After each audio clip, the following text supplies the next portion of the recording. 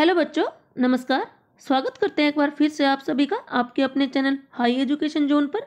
और आज हम फिर से आपके लिए इंडिया जीके की सीरीज लेके आए हैं। इससे पहले जो है बच्चों, चैनल पे 13 इंडिया जीके की सीरीज हम डाल चुके हैं, तो उनको भी आप एक बार जाकर जरूर देखना। और सीरीज में हम वही क्वेश्चन ऐड करते हैं जो HSSC एग्जाम में बार बार पूछे जा चुके होते हैं या फिर पूछे जाने के पूरे पूरे चांस रहते हैं। तो स्टार्ट कर लेते हैं फर्स्ट क्वेश्चन से।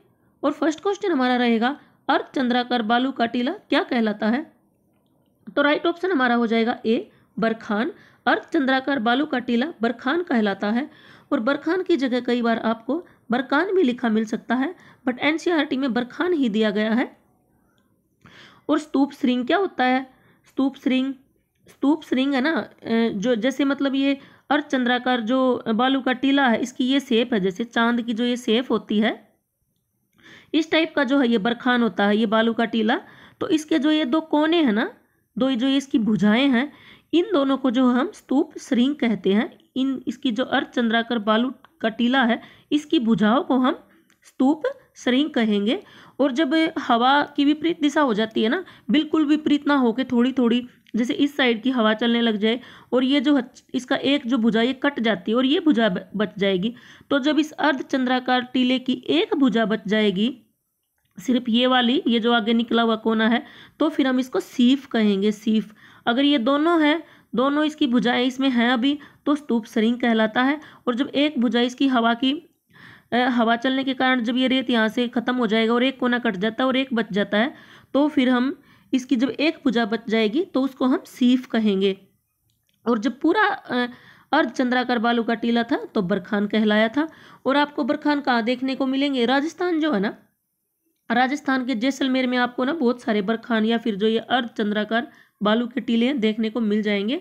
और बात करें कि ये शब्द किसने दिए थे, बरखान जो है, अर्धचंद्राकार बालू के टीले को बरखान शब्द किसने दिया था? तो एक वैज्ञानिक थे, अलेक्जेंडर वान मिडेडार्फ। अलेक्जेंडर वान मिडेडार्फ, बड़ा अजीब सा नाम है, मिडेडार्फ। तो इस वैज्ञानिक ने जो है इस टीले को बरखान का नाम दिया था, अलेक्जेंडर वान मिडेडार्फ ने।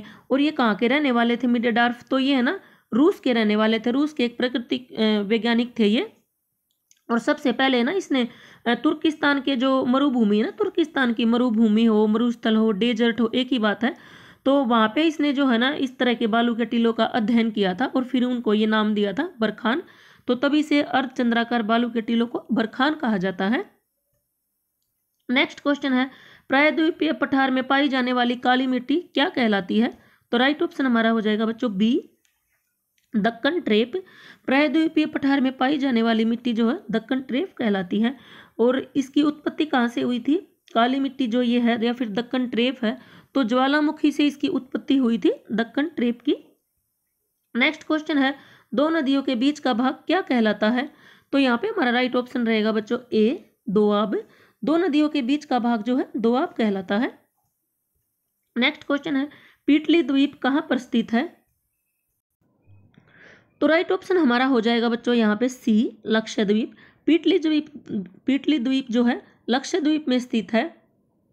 और इसको है ना बच्चों पक्षी पिट्टी भी बोलते हैं, या फिर पक्षी पीटली या फिर पक्षी पिट्टी भी कहते हैं, क्योंकि यहाँ पे है ना लक्षद्वीप में जो ये पीटली द्वीप है, इस द्वीप पे है ना मानस या फिर जनमानस का वास नहीं है, मनुष्य वहाँ पे नहीं रहता है।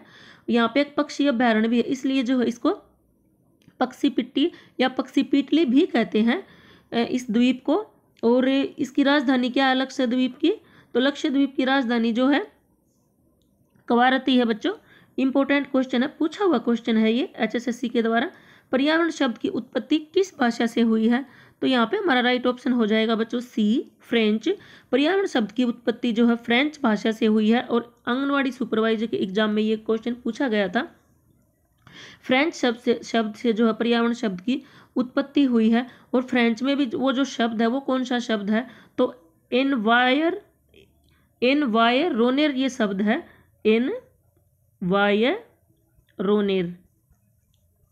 एनवायरोनेर ये शब्द है फ्रेंच भाषा का। इससे जो है पर्यावरण शब्द की उत्पत्ति हुई है। और फ्रेंच भाषा में इसका क्या अर्थ है एनवायरोनेर का? तो फ्रेंच भाषा में इसका अर्थ है पड़ोस, पड़ोस अर्थ है इसका फ्रेंच भाषा में। बहुत इंपॉर्टेंट क्वेश्चन है ये भी। नेक्स्ट क्वेश्चन है नेपोलियन फ्रांस का सम्राट कब बना? तो राइट ऑप्शन हमारा हो जाएगा बच्चों यहाँ पे डी 1804। 1804 में जो है नेपोलियन फ्रांस का सम्राट बना था और इसका पूरा नाम है नेपोलियन का जो है वो बोनापार्ट, नेपोलियन बोनापार्ट इसका पूरा नाम है। 1804 में जो है ये फ्रांस का सम्राट बना था। और फिर इसकी हार कहाँ पे जाके हुई थी? तो वाटरलू की जो लड़ाई थी ना, वाटरलू की लड़ाई में जो है इसकी हार हो गई थी बच्चों नेपोलियन की। नेक्स्ट क्वेश्चन है निग्रो कहाँ के स्थानीय निवासी थे? तो राइट ऑप्शन हमारा हो जाएगा बच्चों ए दक्षिण अफ्रीका। निग्रो जो है दक्षिण अफ्रीका के स्थानीय निवासी ये थे, या फिर जनजाति है ये निग्रो जनजाति जो है दक्षिण अफ्रीका की है। और ना वहाँ पे ये जो निग्रो शब्द है ना, इसको वहाँ पे ना दक्षिण अफ्रीका में अपमानजनक शब्द माना जाता है। उनकी लैंग्वेज में ये एक अपमानजनक शब्द है। अब ये शब्द वहाँ पे यूज नहीं किया जाता है। नेक्स्ट क्वेश्चन है चोल वंश किस वंश का मातहत था?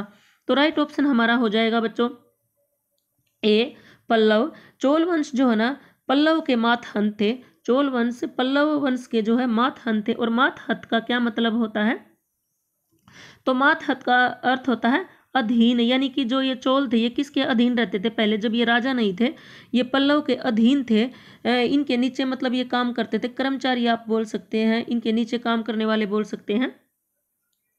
तो चोल वंश थे जो वंश था जो वो पल्लव का मातहत था। मातहत का अर्थ मैंने आपको बता दिया है। और जो राष्ट्रकूट थे ना ये चालुक्यों के अधीन थे, बाद में फिर ये राजा बन गए थे। नेक्स्ट क्वेश्चन है तंजावुर शहर किसने बनाया था? तो यहाँ पे हमारा राइट ऑप्शन हो जाएगा बच्चों ए विजयपाल। तंजावुर शहर जो है विजयपाल ने बसाया था। और विजयपाल था ना जो ये एक चोल शासक था। विजयपाल एक चोल शासक था और इसने वहाँ पे एक मंदिर भी बनवाया था, निशुम्भ शुधिनी। निशुम्भ शुधिनी जो है इसने एक मंदिर बनवाया था वहाँ पे, निशुम्भ शुधिनी। निशुम्भ शुधिनी मंदिर जो है विजयपाल ने ही बनवाया था और चोल शासक था ये। तंजावुर शहर भी जो है इसने ही बसाया था। चोल नेक्स्ट क्वेश्चन है चोल वंश का सबसे शक्तिशाली शासक कौन था? तो राइट ऑप्शन हमारा हो जाएगा बच्चों सी राजराज प्रथम। चोल वंश का सबसे शक्तिशाली शासक जो है राजराज प्रथम था। और राजराज प्रथम जो थे ना इनके पुत्र का क्या नाम था? तो इनके पुत्र का नाम राजेंद्र था। और अगर इसके वास्तविक नाम की बात करें तो आरिमोल वर्मन इनका वास्तविक नाम था। एक बार एग्जाम में पूछ लिया गया था इसका वास्तविक नाम क्या है, तो अरिमोल वर्मन। अरिमोल वर्मन जो है राजराज प्रथम का वास्तविक नाम था। नेक्स्ट क्वेश्चन है किस रंग में सबसे अधिक प्रकाश संश्लेषण होता है? तो राइट ऑप्शन हमारा हो जाएगा बच्चों डी लाल। लाल रंग में जो है सबसे अधिक प्रकाश संश्लेषण होता है। नेक्स्ट क्वेश्चन है इनमें से राष्ट्रीय आय के लिए किसका सबसे अधिक योगदान है? तो राइट ऑप्शन हमारा हो जाएगा बी सेवा। राष्ट्रीय आय के लिए जो है सेवा का सबसे अधिक योगदान है। नेक्स्ट क्वेश्चन है स्तनधारी वर्ग में रक्त का सबसे अधिक तापमान किस जंतु का पाया जाता है? तो राइट ऑप्शन हमारा हो जाएगा बच्चों बी बकरी। स्तनधारी वर्ग में जो है स्तनधारी वर्ग में रक्त का सबसे अधिक तापमान बकरी में पाया जाता है। नेक्स्ट क्वेश्चन है इनमें से किसकी रचना जगनीक ने की थी? हिंदी साहित्य का यह क्वेश्चन है। तो राइट ऑप्शन हमारा हो जाएगा ए परमाल रासो। जगनीक ने जो है परमाल रासो की रचना की थी। और अखरावट किसकी रचना है? अखरावट जो है जायसी की रचना है। जायसी ने अखरावट की रचना की थी। और साहित्य लहरी जो है सूरदास की रचना है बच्चों। और विनय पत्रिका जो है ये तुलसीदास की रचना है। नेक्स्ट क्वेश्चन है दुनिया की पहली प्रोग्रामर किसे माना जाता है? तो राइट ऑप्शन हमारा हो जाएगा सी एडा लवलेस। दुनिया की पहली प्रोग्राम एडा लवलेस को माना जाता है। नेक्स्ट क्वेश्चन है और ये महिला है बहादुर शाह जफर को किस अंग्रेज ने गिरफ्तार किया था? बहुत इंपॉर्टेंट क्वेश्चन है ये भी। तो यहाँ पे हमारा राइट ऑप्शन हो जाएगा a captain Hudson. Bahadur Shah Zafar और जो उसके पुत्र थे उनको कैप्टन हडसन ने गिरफ्तार किया था। नेक्स्ट क्वेश्चन है पौधे के विकास के लिए सर्वोत्तम मृदा कौन सी होती है? तो राइट ऑप्शन हमारा हो जाएगा बी दोमट मिट्टी। पौधे के विकास के लिए जो है सर्वोत्तम मिट्टी जो है वो दोमट मिट्टी है। मृदा या मिट्टी एक ही बात है। दोमट मिट्टी जो होती है ना इसमें 3 चीज़ों का मिश्रण होता है। रेत और चिकनी मिट्टी और ह्यूमस। रेत, चिकनी मिट्टी, ह्यूमस, इन तीनों का जो है मिश्रण होता है दोमट मिट्टी में। और जल संचित करने की क्षमता भी इस मिट्टी में बहुत अधिक होती है। जल को जो है बहुत ज़्यादा संचित करती है ये। इसमें ना खनिज भी बहुत ज़्यादा मात्रा में पाए जाते हैं, तो इसलिए ना ये पौधे के विकास के लिए सबसे अच्छी और सर्वोत्तम मिट्टी है। नेक्स्ट क्वेश्चन है, सिंधु नदी की कौन सी सहायक नदी मानसरोवर झील से निकलती है? तो राइट ऑप्शन हमारा हो जाएगा बच्चों डी, सतलुज। सतलुज जो है सिंधु की सहायक नदी है और मानसरोवर झील से ये निकलती है। और सतलुज नदी है ना, ये तिब्बत में मानसरोवर झील से तो निकलती है, लेकिन ये भारत में कहाँ से प्रवेश करती है? तो भारत में ना ये हिमाचल प्रदेश में जो किन्नौर जिला है, किन्नौर जिले के सिपकिला जो दर्रा है ना, वहां से ये भारत में प्रवेश करती है। सिपकिला दर्रा या फिर सिपकी भी बोल देते हैं, दर्रे से ये भारत में प्रवेश करती है। नेक्स्ट क्वेश्चन है, डेम्पियर होजेस रेखा निम्नलिखित में से किससे संबंधित है? तो राइट ऑप्शन हमारा हो जाएगा बच्चों सी, सुंदरवन। इंपॉर्टेंट क्वेश्चन है, पूछा जा सकता है एग्जाम में। सुंदरवन है जो डेम्पियर होजेस रेखा से संबंधित है, और ये रेखा है ना एक काल्पनिक रेखा है। ये डेम्पियर होजेस जो है ये काल्पनिक रेखा है एक, जिसे जो है 1829 और 30 में खींचा गया था। 1829 और 30 के बीच में जो इसको खींचा गया था। और ये रेखा ना सुंदरबन जो डेल्टा है उसकी उत्तरी सीमा को दर्शाती है। ये जो रेखा है काल्पनिक रेखा सुंदरबन की जो है उत्तरी सीमा को, सुंदरबन जो डेल्टा है उसकी उत्तरी सीमा को दर्शाती है। और पश्चिम बंगाल के 24 परगना है ना, जो पश्चिम बंगाल का जो 24 परगना है उसके ये समांतर स्थित है। 24 परगना के बिल्कुल समांतर है ये रेखा। नेक्स्ट क्वेश्चन है, लौह तत्व मात्रा के आधार पर कौन सा लोहा सर्वश्रेष्ठ होता है? तो राइट ऑप्शन हमारा हो जाएगा ए, मैग्नेटाइट। लौह तत्व मात्रा के आधार पर जो है मैग्नेटाइट सबसे सर्वश्रेष्ठ होता है। नेक्स्ट क्वेश्चन है, कायल नामक भौगोलिक संरचना भारत में किस राज्य में पाई जाती है? तो यहाँ पे हमारा राइट ऑप्शन हो जाएगा बच्चों सी, केरल।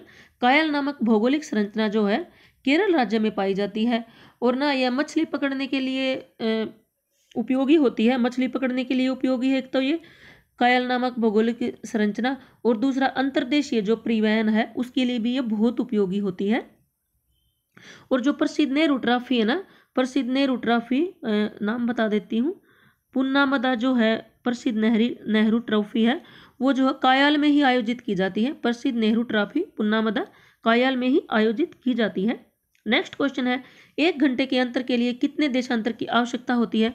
तो राइट ऑप्शन हमारा हो जाएगा सी, 15 डिग्री। 1 घंटे के अंतर के लिए जो है 10 डिग्री देशांतर की आवश्यकता होती है। और अगर बात करें 1 डिग्री देशांतर की दूरी तय करने के लिए में पृथ्वी को कितना समय लगता है? तो 4 मिनट का समय लगता है। 1 डिग्री देशांतर की दूरी तय करने में पृथ्वी को 4 मिनट का समय लगता है। नेक्स्ट क्वेश्चन है, पुष्कर घाटी से निकलने के बाद लूनी नदी कहाँ समाप्त हो जाती है? तो राइट ऑप्शन हमारा हो जाएगा बच्चों डी, कच्छ का रण। कच्छ के रण में जो है ये कच्छ का रण या फिर कच्छ के रण में जो है ये पुष्कर समाप्त हो जाती है लूनी नदी। और अगर इसकी उद्गम स्थल की बात करें तो इसका उदय जो है ना राजस्थान में अरावली जो श्रेणी है ना, राजस्थान में अरावली श्रेणी है, अरावली श्रेणी में पुष्कर घाटी से होता है। इसका उद्गम जो है राजस्थान में अरावली श्रेणी में पुष्कर घाटी से होता है। और यह नदी फिर कच्छ के रण में दलदल में, कच्छ का जो रण है वहाँ पे जो दलदल युक्त क्षेत्र है ना वहाँ पे जाके ये समाप्त हो जाती है। नेक्स्ट क्वेश्चन है, भारत की सर्वाधिक सीमा किस देश के साथ लगती है? तो राइट ऑप्शन हमारा हो जाएगा बच्चों बी, बांग्लादेश के साथ जो है भारत की सर्वाधिक सीमा लगती है, या फिर सबसे लंबी सीमा जो है बांग्लादेश के साथ बनती है भारत की। और अगर इसकी लंबाई की बात करें, इसकी लंबाई कितनी है? तो 4096.7 किलोमीटर जो है इसकी लंबाई है बांग्लादेश के साथ। और अगर पाकिस्तान के साथ बात करें कि कितनी लंबाई है भारतीय सीमा जो लगती है पाकिस्तान के साथ, तो 3323 किलोमीटर। और चीन के साथ कितनी है? तो 3488 किलोमीटर जो है चीन के साथ लंबाई है भारतीय सीमा की। और अगर बच्चों आपको वीडियो अच्छी लगी हो ना और पसंद आई हो तो एक लाइक और शेयर करके जरूर जाना, और अगर चैनल पे नए हो तो सब्सक्राइब भी कर लेना।